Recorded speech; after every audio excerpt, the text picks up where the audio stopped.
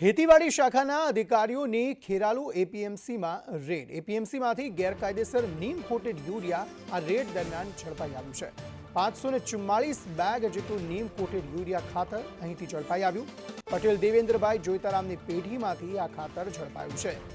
વિજાપુર, વિસનગર અને ખેરાલુ નાયબ ખેતી નિયામક દ્વારા આ રેડ પાડવામાં આવી હતી. સ્થળ પરથી સિલાઈ મશીન, ખાલી થેલીઓ પણ મળી આવી છે. આ સમગ્ર મામલે ખેરાલુ પોલીસે વધુ તપાસ હાથ ધરી છે.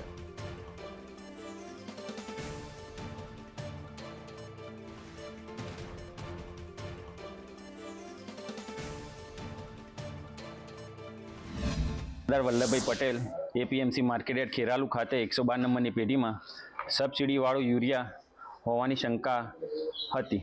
તે બાબતે નાયબ ખેતીયામ વિસ્તરણની ટીમ તપાસ હેઠળ આવેલ, જે બાબતે અમને જોતા 112 નંબરની પેઢીના શટરનું લોક તોડીને અંદર તપાસ કરતા ખેડૂતોના વપરાશમાં જે યુરિયા ખાતર વપરાય છે તે ખાતરની 544 ભરેલી થેલી મળી આવેલ, જે અંગેનો નમૂનો લઈને રાજ્ય સરકારની અધિકૃત રાસાયણિક ખાતર ચકાસણી પ્રયોગશાળાને મોકલી આપવામાં આવશે. ખેરાલુ એપીએમસીમાં નીમ કોટેડ યુરિયા ખાતર ઝડપાયું છે, જ્યારે જેને લઈને હાલમાં તપાસનો ધમધમાટ શરૂ થયો છે. 112 નંબરની દુકાન હતી, જેની અંદર યુરિયા ખાતરની થેલીઓ ભરેલી 544 બેગો ઝડપાઈ છે, જ્યારે 1037 કુલ બેગો હતી, જેમાંથી 544 યુરિયા બેગો હાલ ભરેલી છે અને બીજી ખાલી કરી દેવામાં આવી છે.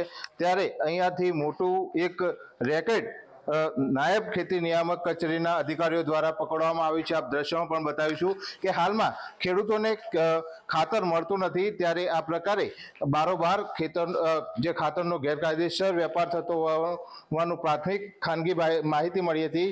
જ્યારે ખેતીવાડી અધિકારીઓ અહીંયા સ્થળ પર પહોંચ્યા હતા અને તેઓને આ રેકેટને ઝડપી પાડ્યું છે, જ્યારે હાલમાં આ અંગે વધુ તપાસ હાથ ધરવામાં આવી છે. મનોજ ઠાકોર, સંદેશ ન્યૂઝ, ખેરાલુ.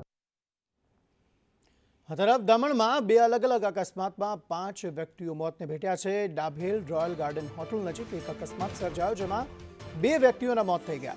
બાઇક સ્લીપ થઈ જતા ડિવાઈડર સાથે બાઇક અથડાઈ હતી, જેમાં 2ના મોત થયા. જ્યારે બીજા બનાવમાં એક ટેન્કરે મોપેડને ટક્કર મારતા 3 વ્યક્તિઓના મોત થયા છે. મોપેડ પર સવાર પિતા અને 2 પુત્રોના કમકમાટી ભર્યા મોત નીપજ્યા છે. વરકુંડ ડેલ્ટીન હોટલ પાસે આ અકસ્માત સર્જાયો હતો. પોલીસે ટેન્કર ચાલકની ધરપકડ કરી છે અને વધુ તપાસ હાથ ધરી છે. આ તરફ લીંબડીમાંથી સળિયા ચોરીનું કૌભાંડ ઝડપાયું છે. રાજકોટ અમદાવાદ હાઈવેની વૃંદાવન હોટલ પર રેડ પાડવામાં આવી. 44 લાખના સળિયા સાથે 1.24 કરોડનો મુદ્દામાલ અહીંથી જપ્ત કરાયો છે. એસએમસીએ 3 આરોપીની ધરપકડ કરી છે, જ્યારે 4 આરોપીઓ વોન્ટેડ છે, જેમને શોધવાની પ્રક્રિયા હાથ ધરાઈ છે.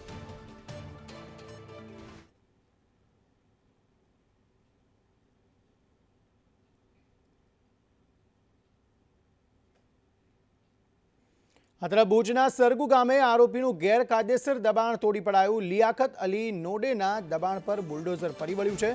સરગુના બિન્ની વિસ્તારની જંગલની જમીનમાં દબાણ કરવામાં આવ્યું હતું. આરોપી વિરુદ્ધ કચ્છ, બનાસકાંઠા અને અમદાવાદમાં ગુના નોંધાયેલા છે. ખાવડા પોલીસ દ્વારા તેનું ગેરકાયદે દબાણ જે હતું તેને તોડી પાડવામાં આવ્યું છે.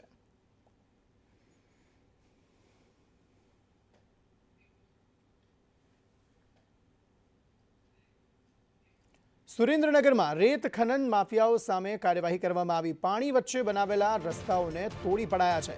ધોળીધજા ડેમ પાછળના રસ્તાઓને તોડી પડાયા. પ્રાંત ઓફિસર અને મામલતદારે આ મામલે કાર્યવાહી કરી છે અને રસ્તો બનાવનાર સામે પણ કાર્યવાહીના આદેશ આપી દેવામાં આવ્યા છે.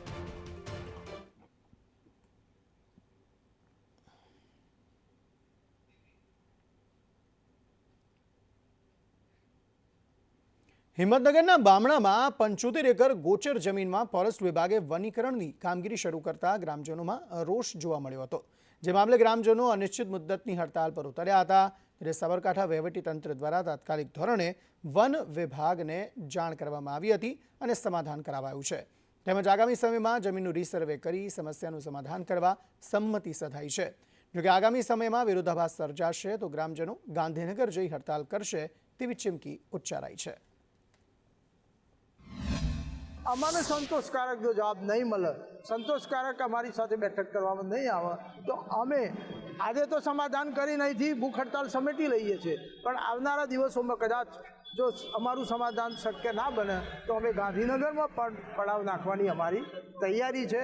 રેકર્ડના હિસાબે પણ એમણે હુકમ કર્યો છે કે માપણી કરી ફોરેસ્ટ ખાતાને રેવન્યુ ખાતાને સાથે રાખી અને માપણી કરી અને કઈ જમીન ગૌચરની છે અને ફોરેસ્ટની છે એ પણ અમે ચોક્કસ કરી અને તમને ફાઇનલ કરી આપશું. ગ્રામજનોની રૂબરૂમાં ગ્રામજનોને ફક્ત 75 એકરે અમને ગૌચર ક્યાં છે એ અમને કંઈ એકચ્યુઅલમાં ખ્યાલ નથી, પરંતુ અમારે આજની મિટિંગમાં એવું નક્કી કરવામાં આવ્યું કે અમારા સર્વેસી દ્વારા જોઈન્ટ માપણી કરીશું અને તે અમને ખરેખર એમના જે દીધા છે એમાંથી અમને પ્રકાશ પાડીશું માપણી કરીને. એટલે એમનો પ્રશ્ન હાલ પૂરતો હલ થઈ ગયેલ છે. ભરૂચના ઝઘડિયાના ગામોમાં ભૂગર્ભ જળ નીચે જવા અને કરજણ ડેમની નહેર જીએમડીસીના નવા પ્રોજેક્ટના કારણે ડાયવર્ટ કરવામાં આવનાર હોવાના આક્ષેપ કરાયા, જેના વિરોધમાં ભારત આદિવાસી સંવિધાન સેના દ્વારા પ્રોજેક્ટ રદ કરવામાં આવે તેવી માંગ કરવામાં આવી છે. મહત્વનું છે કે હાલમાં જીએમડીસીના નવા ડમલાઇટ પ્રોજેક્ટને અમલમાં લાવવામાં આવી રહ્યો છે. સાથે વાલિયા તાલુકાના સોટગામ લિગ્નાઇટ માઇનિંગ પરિયોજનામાં પણ હજારો હેક્ટર જમીન સંપાદન થવાની છે. ત્યારે ઝઘડિયા અને વાલિયા તાલુકાની કુલ 11,000 એકર જમીન આ બંને પ્રોજેક્ટ માટે સંપાદન થવાની છે, જેનો આદિવાસી સમાજ દ્વારા સખત વિરોધ નોંધાવાયો છે. પ્રોજેક્ટો આવવાથી અમારા વિસ્તારને એટલું બધું નુકસાન થવાનું છે, પર્યાવરણને અને માનવ જાતિને, તો અમે લોકો આજે રાજ્યપાલને કલેક્ટર દ્વારા જે આવેદનપત્ર આપવા આવ્યા છે તો રાજ્યપાલને અમે કહેવા માંગીએ છીએ કે તમે આ વિસ્તારનો દોરો કરો અને ગામડે ગામડે જઈને ગામડાના લોકોની જે પરિસ્થિતિ છે, જો અમારું નહીં સાંભળો તો આ મૂગા જાનવરો છે એનું સાંભળો, આ પશુ પક્ષીઓ છે જે નથી બોલી શકતા એ એની ભાષામાં કંઈ કહેવા માગે છે, પણ આ સરકારો સાંભળતી નથી. લિગ્નાઇટ માઇન્સ 400 થી 450 ફૂટ ઊંડી, એમાં 150 થી 270 એચપીની 10 થી 15 મોટરો છેલ્લા 42 વર્ષથી 24 કલાક પાણી એમાંથી ઉલેચવામાં આવે છે, જેમાંથી રાજપાડીની ભૂંડવા ખાડી અને રતનપોરની ખાડી એ બંને ભરેલી આજે બી જતી દેખાય છે. એટલું રોજનું હજારો લાખો લીટર ભૂગર્ભ જળ અમારી જમીનમાંથી રોજનું જાય છે. ખેરાલુમાં ભૂગર્ભ ગટરની કામગીરીમાં ભ્રષ્ટાચાર થયો હોવાનો કોંગ્રેસે આક્ષેપ કર્યો. કોંગ્રેસના કોર્પોરેટર મુકેશ દેસાઈએ આક્ષેપ કરતા કહ્યું કે ફેઝ 1ની કામગીરીમાં ટેસ્ટિંગ પણ કર્યું નથી અને ફેઝ 2ની લાઈનો નાખવાની કામગીરી શરૂ કરી દેવાઈ. સરકારના પૈસાનો દુરુપયોગ થવાના આરોપ સાથે કામગીરી બંધ કરવાની તેમણે માંગ કરી. સામા પક્ષે ખેરાલુ નગરપાલિકાના એન્જિનિયરે તમામ આક્ષેપોને પાયાવિહોણા ગણાવ્યા હતા. ચાલુ કોર્પોરેટર કે ભાઈ તમે ફેઝ 1માં હજી સુધી ટેસ્ટિંગ કરી શક્યા નથી, એનો ઉપયોગ થયો નથી અને ફેઝ 2 કેવી રીતે સ્વીકારવાની, તો એ લોકોએ બહુમતી જોડે ઠરાવ પસાર કર્યો અને મંજૂરી આપી. આજે જે જગ્યાએ સ્પોટ પર ઊભા છીએ એ જગ્યા ઉપર ફેઝ 1ની ગટર નોખેલી જ છે, એના બાજુમાં ફેઝ 2માં ગટર નોખી દેવામાં આવી છે. તો મને એમ થાય છે કે ગટર નોખી છે એનો ઉપયોગ થતો નથી અને બાજુ બીજી ગટર નાખવાનો એનો શું મતલબ થાય છે? આ માત્ર ભ્રષ્ટાચાર કરવાનો, પૈસા ઉગવી લેવાનું કામ ચાલે છે. ભારતીય જનતા પાર્ટી વિકાસની રાજનીતિ કરે છે. ફેઝ 1ના તમામ કાર્યો પૂર્ણ થયા છે અને તે કાર્યરત જ છે. ખેરાલુ નગરના નવીન પામતા તમામ વિસ્તારોની પ્રાથમિક જરૂરિયાતો પૂર્ણ કરવા માટે આ ગટરની સુએઝ 2નું કામ કાર્યરત છે અને સિદ્ધપુર ચોકડીથી આદિતપુરનો જે એક ગટરની લાઈન નાખવામાં આવે છે તે ગટરના ઢાળ મેળવવા માટે બીજી લાઈન નાખવામાં આવી રહી છે. મોરબી જિલ્લાના ટંકારાને ગ્રામ પંચાયતમાંથી નગરપાલિકાનો દરજ્જો રદ કરવાની માંગને લઈ વિરોધ થઈ રહ્યો છે. ટંકારાને તાલુકાની સુવિધા ન આપી હોવાની ફરિયાદને લઈ ગ્રામજનોએ મામલતદારને આવેદન આપ્યું હતું. સરકારે પ્રજા વિરુદ્ધ નિર્ણય લીધો હોવાનું કહી મોટી સંખ્યામાં સ્થાનિકો રેલીમાં જોડાયા હતા. રેલી લતીપર ચોકડીથી મામલતદાર કચેરી ખાતે પહોંચી હતી. ટંકારાના ગ્રામવાસીઓ છે એનો રજૂઆત છે કે નગરપાલિકા રદ કરો, અને એનું મુખ્ય કારણ એ છે કે એ લોકો એમ કહેવા માગે છે કે વસ્તીનું ધારાધોરણ નથી, હજી વસ્તી પૂરી નથી તે નગરપાલિકા બની છે અને પંચાયતને વિશ્વાસમાં લીધો નથી અને ડાયરેક્ટ જાહેર કરી નાખી છે. તો આ બાબતે અમને આજે જે આવેદનપત્ર મળ્યું છે એ નગરપાલિકા અમારી નથી હોતી, બરાબર. હવે મતદાર પૂરા છે નહીં, અને નગરપાલિકા ઠોકી બિહારવી છે. કોઈ જાતનું કાંઈ છે નહીં, કોઈ જાતની સુવિધા નથી, કોઈ જાતનું કોઈ છે નહીં, તો આ કરવાનું શું? બરાબર, એની મનમાનતી કરે છે. નથી ગામનો કોઈ મત લીધો, નથી કોઈ ગામને બોલાવ્યા, નહીં કોઈને બોલાવીને કોઈની સહી નથી લીધી, કોઈનો મત નથી લીધો. ભાવનગરની મહુવા નગરપાલિકાનો વિવાદ મહુવા નગરપાલિકા સુપરસીડ થાય તેવા સંકેત જોવા મળી રહ્યા છે. ભાજપના 25 સભ્યો વચ્ચે જૂથવાદથી વિવાદ છે. 19 સભ્યોએ બજેટ વિરુદ્ધ પ્રસ્તાવ કર્યો હતો. 22 એપ્રિલ બજેટ મંજૂર કરવાની અંતિમ તારીખ છે, ત્યારે પ્રમુખ સહિત 36 કોર્પોરેટરને નોટિસ પાઠવાઈ છે. પ્રાદેશિક કમિશનરે નોટિસ પાઠવીને ખુલાસો માંગ્યો. બજેટ પસાર ન થાય તો પાલિકા સુપરસીડ થઈ શકે છે. શહેરી વિકાસ અને શહેરી ગૃહ નિર્માણ વિભાગ દ્વારા મહુવા નગરપાલિકાના પ્રમુખશ્રીને ગુજરાત નગરપાલિકા અધિનિયમ 1963ની કલમ 263 હેઠળ શા માટે નગરપાલિકા વિસર્જિત ન કરવી તેનો સામાન્ય સભા બોલાવી સામાન્ય સભાના ઠરાવ સ્વરૂપે ખુલાસો રજૂ કરવા 22 એપ્રિલ સુધીમાં ખુલાસો રજૂ કરવા જણાવેલ છે. ભરૂચના આમોદમાં ખોટા જીએસટી બિલ બનાવી ગેરકાયદે હેઝાર્ડ વેસ્ટ કેમિકલનો નિકાલ કરતી સિદ્ધિ સમ્રાટ ડાઈ કંપની સામે ફરિયાદ દાખલ કરાઈ છે. આમોદ પોલીસે આ મામલે 4 આરોપીઓની ધરપકડ પણ કરી. મહત્વનું છે કે સરભણ ગામની સીમમાં હેઝાર્ડ વેસ્ટનો નિકાલ કરતું ટેન્કર ગત જૂન માસમાં પકડાયું હતું. પોલ્યુશન બોર્ડના રિપોર્ટ આવ્યા બાદ કેમિકલમાં એસિડનું પ્રમાણ વધુ હોવાથી આમોદ પોલીસે કાર્યવાહી કરી છે.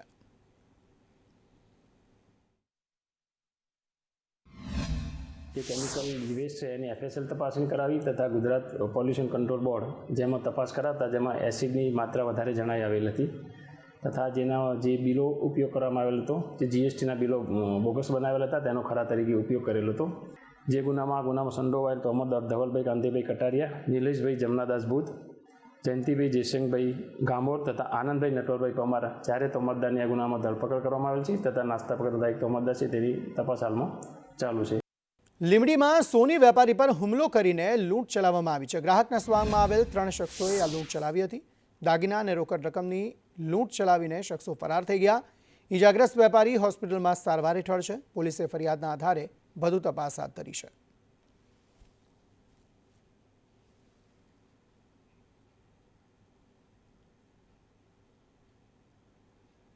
દાહોદના ભાટીવાડા ખાતે ભીષણ આગ લાગવાનો બનાવ બન્યો. NTPC કંપનીના પ્રોજેક્ટમાં આગ લાગી હતી. કંપનીમાં આગ લાગવાનું કારણ હજુ પણ અકબંધ છે. આગને પગલે ફાયરની ટીમ ઘટના સ્થળે પહોંચી હતી. કંપનીમાં સોલાર પ્લાન્ટની કામગીરી ચાલી રહી હતી, જે દરમિયાન આ બનાવ બન્યો.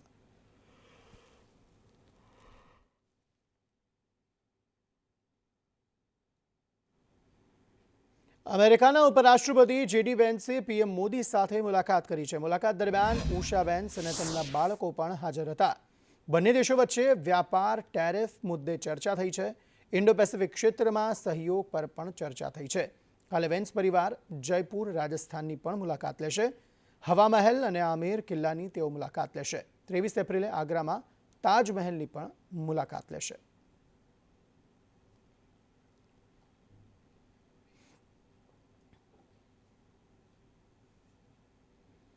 નિઝામાબાદમાં ખેડૂત મહોત્સવમાં અફરાતફરીનો માહોલ સર્જાયો. હેલિકોપ્ટર અચાનક તંબુઓ વચ્ચે નીચે ઉતર્યું હતું. હેલિકોપ્ટરમાં ખામીના કારણે તંબુઓની વચ્ચે આ હેલિકોપ્ટર ઉતારવામાં આવ્યું હતું. ભારે પવનથી તંબુઓ ઉડી ગયા હતા. અફરાતફરી સર્જાઈ હતી. ચારે કોર ધૂળની ચાદર છવાઈ હતી અને લોકોમાં નાસભાગ મચી હતી.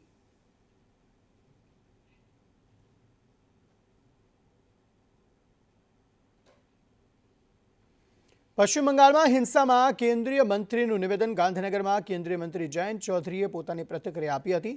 તેમણે કહ્યું, બંગાળની હિંસા દુર્ભાગ્યપૂર્ણ છે અને નિંદનીય છે. બંગાળની હિંસા અટકવી જોઈતી હતી. બંગાળમાં આવું ન થવું જોઈએ તેવું તેમણે કહ્યું હતું. जितनी भर्त्सना करें वो कम है. सरकार की नैतिक जिम्मेदारी होती है, कॉन्स्टिट्यूशनल जिम्मेदारी है, अपने जनता के प्रति उनकी जिम्मेदारी है कि कानून व्यवस्था कायम रखें. રાજ્યમાં ટેકાના ભાવે ચણા અને રાયડાની ખરીદી શરૂ કરાઈ. કૃષિમંત્રી રાઘવજી પટેલે વર્ચ્યુઅલી તેનો પ્રારંભ કરાવ્યો. 3.36 લાખ ખેડૂતોનું ચણા અને 1.18 લાખ ખેડૂતોએ રાયડા માટે રજીસ્ટ્રેશન કરાવ્યું છે. 179 ખરીદ કેન્દ્રો પરથી ચણાની ટેકાના ભાવે ખરીદી શરૂ કરાઈ છે. 87 કેન્દ્રો પરથી રાયડાની ટેકાના ભાવે ખરીદી શરૂ કરાઈ. 1903 કરોડના 3.36 લાખ ટન ચણાની ટેકાના ભાવે ખરીદી થશે. જ્યારે 767 કરોડના 1.29 લાખ મેટ્રિક ટન રાયડાની ખરીદી થશે. કેન્દ્ર સરકારે ચણા માટે ટેકાના ભાવ ₹5,650 જાહેર કર્યા છે. રાયડા માટે પ્રતિ ક્વિન્ટલ 5,950 ટેકાના ભાવ જાહેર કરાયા છે. કે ચણા અને રાયડાના ટેકાના ભાવથી ખરીદી કરવાનો શુભારંભ આજે અહીંથી શરૂ કરવામાં આવ્યો. રાજ્યના 28 જિલ્લામાં ટેકાના ભાવે ચણા અને રાયડાની ખરીદી આજથી શરૂ થયેલ છે. ગીર સોમનાથ જિલ્લામાં ટેકાના ભાવે ચણાની ખરીદી શરૂ કરાઈ છે. સરકાર દ્વારા ખરીદી શરૂ થતાં કોડીનાર ખાતે 20 જેટલા ખેડૂતો ચણા વેચવા આવ્યા હતા, જેમાં ખેડૂતોને 1,130 પ્રતિ મણ રૂપિયા ભાવ મળી રહ્યા છે. ખુલ્લી બજારમાં 1,060 સુધી પ્રતિમણ ચણાનો ભાવ ચાલી રહ્યો છે, જેની સામે સરકાર દ્વારા 70 રૂપિયા વધુ ચૂકવવામાં આવી રહ્યા છે. માર્કેટ કરતાં ટેકાનો ભાવ વધુ મળતા ખેડૂતોમાં ખુશીનો માહોલ જોવા મળી રહ્યો છે.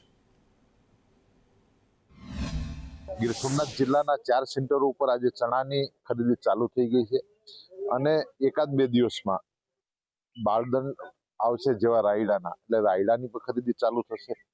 આવી જ રીતે ગુજરાત સરકાર દ્વારા ખેડૂતોના હિતમાં રાયડા અને ચણાની ખરીદી ચાલુ કરવામાં આવી છે, જેના કારણે ખેડૂતોમાં આનંદની લાગણી પણ છવાણી છે. આ તરફ રાજકોટના કાસ્કોલિયા ગામે ખેડૂત પર હુમલાનો બનાવ બન્યો છે. પવનચક્કી ઊભી કરવા બાબતે અહીં માથાકૂટ થઈ હતી. ખાનગી કંપની દ્વારા વિન્ડ ફાર્મ બનાવાયા છે, ત્યારે કંપનીના માણસોએ ખેડૂતને માર્યાનો આક્ષેપ થઈ રહ્યો છે. ખેડૂત સેવા સંગઠનના ટ્રસ્ટીઓ ગામે પહોંચ્યા હતા. જસદણ પોલીસ સ્ટેશનમાં ફરિયાદ નોંધાઈ છે.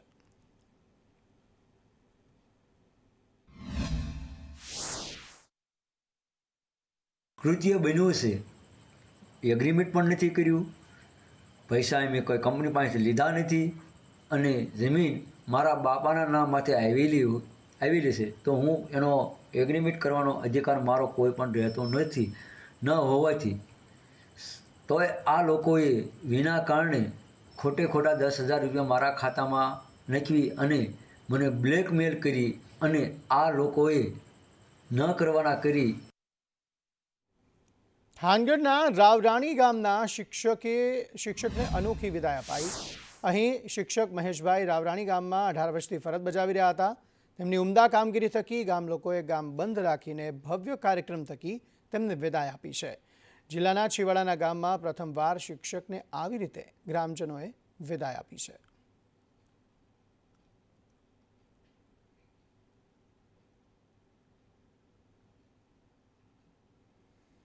ગાંધીનગરમાં સ્કિલ ડેવલપમેન્ટ સેન્ટરનું ઉદ્ઘાટન કરાયું. કેન્દ્રીય મંત્રી જયંત ચૌધરીના હસ્તે આ ઉદ્ઘાટન કરાયું છે.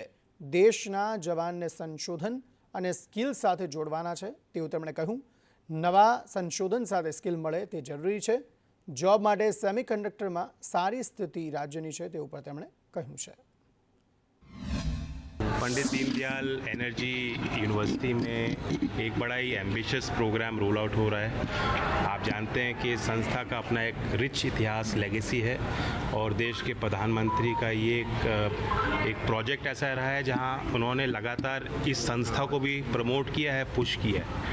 देश के नौजवानों को जो नए कौशल की आवश्यकता है, जो नया उद्योग स्थापित हो रहा है, जो अनुसंधान हो रहा है, जो परिवर्तन आ रहे हैं, उससे जोड़ने का एक प्रयास है.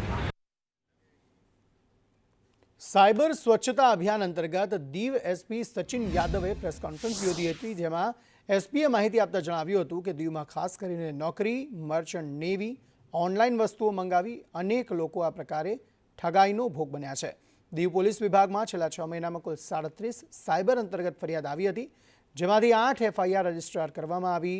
આ કેસમાં પોલીસે 3 આરોપીઓની ધરપકડ પણ કરી છે. लास्ट 6 महीने में हमारे पास टोटल 37 साइबर की कंप्लेंट हमारे पास रिसीव हुई हैं. उसमें से 8 हमने FIR रजिस्टर करी हैं और टोटल अमाउंट जो डिस्प्यूटेड था इन कंप्लेंट्स के अंदर वो लगभग 1,25 लाख रुपए का था, जो कि बड़ी अमाउंट है. उस 1,25 लाख में से लगभग 40 लाख रुपए हमारी टीम ने प्रोएक्टिव स्टेप्स लेते हुए वो बैंक में होल्ड करवाए हैं और उस 40 लाख में से लगभग 20 लाख रुपए हमने रिकवर करवा दिए हैं, लोगों के खाते में वापस आ चुके हैं. આ તરફ સુરતમાં સલાબતપુરા પોલીસની પ્રશંસનીય કામગીરી જોવા મળી. કોર્ટ પાસે પડી ગયેલ વૃદ્ધાને હોસ્પિટલ લઈ જવાયા હતા. મહિલા પીઆઈ શીતલ શાહની આ પ્રશંસનીય કામગીરી જોવા મળી. વૃદ્ધને માથામાં લોહી નીકળતા તેમને હોસ્પિટલ ખસેડાયા હતા. પોલીસે સિવિલ હોસ્પિટલમાં વૃદ્ધાની સારવાર કરાવી હતી. વૃદ્ધાના પરિવારે પોલીસનો આભાર વ્યક્ત કર્યો હતો. અમે ત્યાંથી કોર્ટ પાસેથી પસાર થઈ રહ્યા તો અમે જોયું કે આ દાદા હતા, એમની સાથે એક લેડીઝ હતા જે નીચે પડી ગયા હતા. તો અમે તાત્કાલિક ગાડી ઊભી રાખી અને બેન જે નીચે પડી ગયા તેમને લઈને તાત્કાલિક અમે પોલીસની ગાડીમાં, જેમને માથામાંથી બહુ જ ખૂન નીકળી રહ્યું હતું, તેમને લઈને અમે તાત્કાલિક સિવિલ હોસ્પિટલ આવી ગયા છે. અહીંયા એમની સારવાર ચાલુ થઈ ગઈ છે તાત્કાલિક, અને એમને 8 ટાંકા આવ્યા છે માથામાં. હાલ એમની તબિયત બરાબર છે.